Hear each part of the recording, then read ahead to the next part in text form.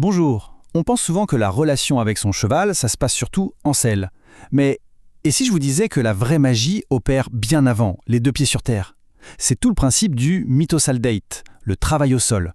Et aujourd'hui, on va décortiquer ensemble 3 exercices de base pour poser des fondations en béton. Confiance, communication, respect. Ces 3 mots, ils résument tout, non? C'est la base de tout. Et cette base, elle ne se construit pas à 2 mètres du sol, mais bien au même niveau.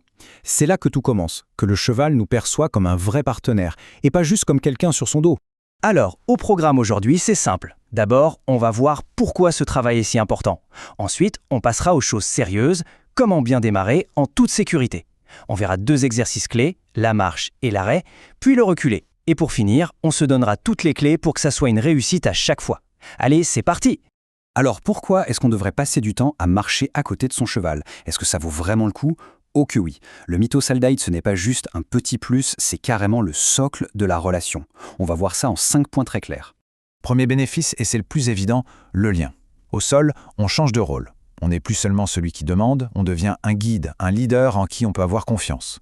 C'est de là que naît une complicité authentique, bien plus profonde que celle qu'on a uniquement en selle. Deuxième point, la communication. Le travail à pied nous force à être hyper conscients de notre corps. Le moindre geste, la moindre intention, tout a un sens. On apprend à parler cheval, et le cheval, lui, apprend à nous écouter. C'est un vrai dialogue qui s'installe, basé sur le respect. Troisième point, et c'est crucial, la préparation.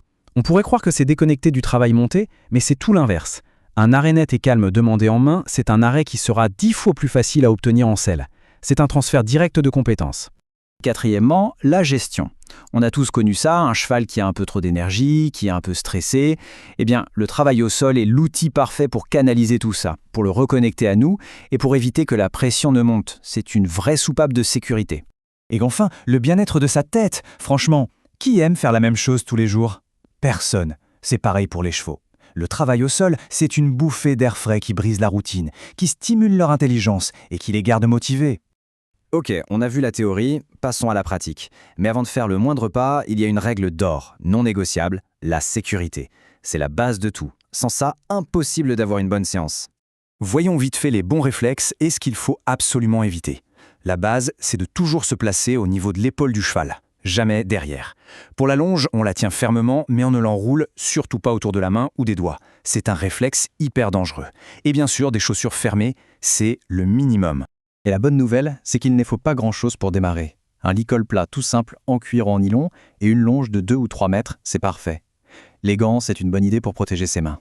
Et franchement, pour les débutants, le casque, même à pied, ce n'est jamais de trop.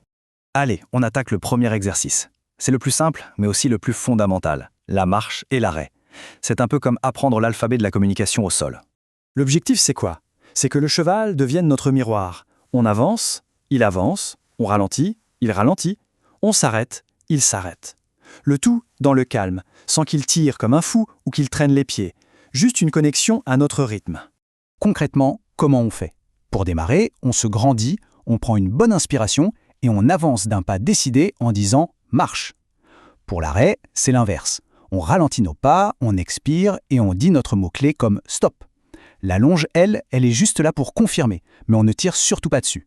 Et ça, retenez-le bien, c'est le secret de tout l'exercice. Le but, c'est que la communication soit la plus fine possible. Le corps et la voix doivent faire 90% du travail. La longe, c'est juste un filet de sécurité, pas une télécommande. Bon, maintenant qu'on sait se déplacer ensemble en ligne droite, on va ajouter un peu de finesse. On va travailler sur le respect de notre espace et sur la mobilité avec le reculé et les déplacements des hanches. Ici, le mot d'ordre, c'est légèreté. On veut que le cheval apprenne à bouger son corps, non pas parce qu'on le force, mais parce qu'il répond à une suggestion presque invisible. On cherche à créer une danse, pas un bras de fer.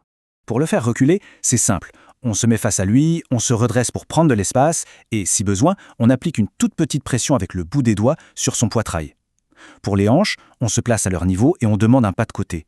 Et la règle absolue, dès qu'il fait le moindre petit effort dans la bonne direction, on relâche tout et on félicite. Ce point-là, il est absolument capital. C'est le principe du pression-relâchement. La pression, ce n'est pas une punition. C'est une question qu'on pose. Et le relâchement, c'est le oui, merci, c'est exactement ça. Le cheval comprend alors qu'il peut chercher la solution sans risquer de se faire gronder. C'est comme ça qu'on bâtit la confiance. Parfait. Pour finir, voyons quelques petits détails qui vont faire toute la différence entre une séance productive et un moment de frustration pour tout le monde. C'est une question qui revient tout le temps. Combien de temps ça doit durer une bonne séance de travail à pied? Eh bien, la réponse c'est court mais bon. Visez la qualité, pas la quantité. 15 à 30 minutes de vraie connexion et de concentration, ça vaut bien mieux qu'une heure à s'énerver. Et la règle d'or, c'est de toujours s'arrêter sur une bonne note, sur une réussite. Au final, les meilleurs outils, ce ne sont ni le licol, ni la longe. Ce sont nos qualités à nous. Être cohérent, être patient et surtout être bienveillant. C'est en étant attentif aux plus petits progrès, une réponse un peu plus rapide, une oreille plus tournée vers nous qu'on avance vraiment.